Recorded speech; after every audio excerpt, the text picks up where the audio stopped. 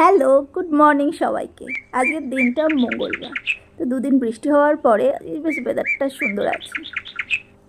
আর হ্যাঁ, রেমালের ঝড়ে কাদের কি ক্ষয়ক্ষতি হলো নিশ্চয়ই জানিও। হ্যাঁ, আর আমার কিন্তু এবছর কোনো ক্ষয়ক্ষতি হয়নি, কিন্তু আমফানের ঝড়ে আমাদের সমস্ত গাছ ভেঙে গেছিলো।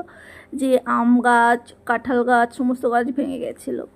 সেই জন্য আর এবারে আর গাছই নেই, তো ক্ষয়ক্ষতি নেই। আর ছাদের যে টবগুলো ছিল সেগুলো সব নামিয়ে সিঁড়িতে রেখে দিয়েছিলাম, তো আজকে সকালে আবার সব ছাদে বের করে দেওয়া হলো।